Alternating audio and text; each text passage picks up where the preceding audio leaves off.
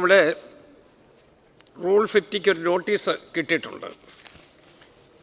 പക്ഷേ rule 50 notice കിട്ടുന്ന സമയത്ത് നമ്മളുടെ സഭയുടെ ഡിസ്കഷൻ്റെ നിലയിലാണ് ബജറ്റിനെ കുറിച്ചുള്ള ചർച്ച നമ്മൾ നടത്തിക്കൊണ്ടിരിക്കുകയാണ്. ഇന്നും നാളെയും കൊണ്ട് മാത്രമേ ആ ചർച്ച പൂർത്തിയാവൂ. ആ ബജറ്റിനെ കുറിച്ചുള്ള ഗവൺമെൻറ് റിപ്ലൈ ആണ് ഫൈനലായിട്ട് ഒരു ഫൈനാലിറ്റിയിലേക്ക് വരുന്നത്. അതിനുശേഷമാണ് ബാക്കി നടപടിക്രമങ്ങളിലേക്ക് പോകേണ്ടത്. അപ്പോൾ ഇപ്പോഴത്തെ സന്ദർഭത്തിൽ റൂൾ 50ക്ക് അങ്ങ് പറഞ്ഞിട്ടുള്ള കാര്യം ശ്രീ കെ എൻ ബാലഗോപാലാണ് അത് പ്രസൻറ്റ് ചെയ്തത്. അങ്ങ് പറഞ്ഞിട്ടുള്ള കാര്യങ്ങൾ ഇന്നും നാളെയുമായി ചർച്ച ചെയ്യുന്നതിന് നല്ല അവസരം നമ്മുടെ സഭയിൽ കിട്ടുകയാണ്. അതുകൊണ്ട് റൂൾ 50 സാധാരണ ഞാൻ പഴയ റൂളിങ്സൊക്കെ നോക്കി. അപ്പോൾ പഴയ റൂളിങ്സിൽ ശ്രീ വർക്കൽ രാധാകൃഷ്ണൻ്റെ തന്നെ ഒരു റൂളിംഗ് ഉണ്ട്.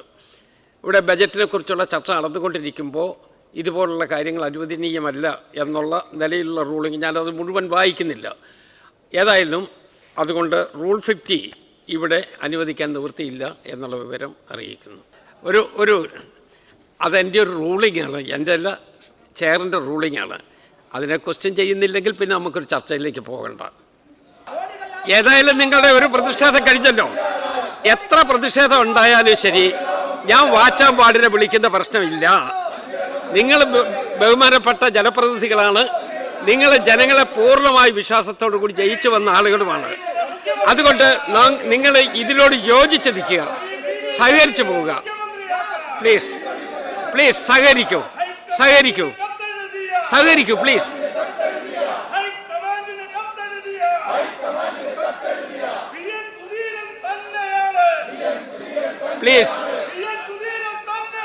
എല്ലാം മനസ്സിലായി.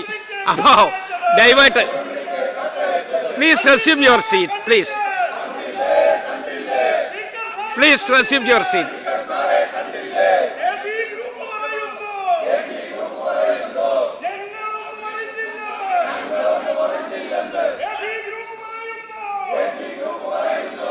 Please resume your seat, please.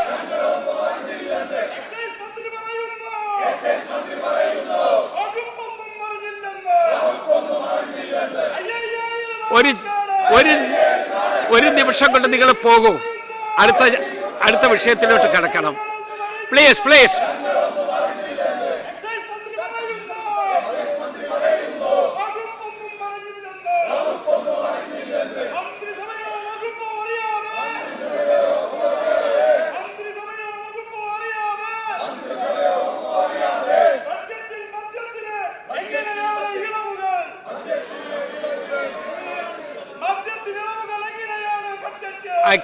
ഇന്നും നാളെ ചർച്ച ചെയ്താൽ മതി. ഇന്നും നാളെ ചർച്ച ചെയ്യാൻ സന്ദർഭമുണ്ടല്ലോ.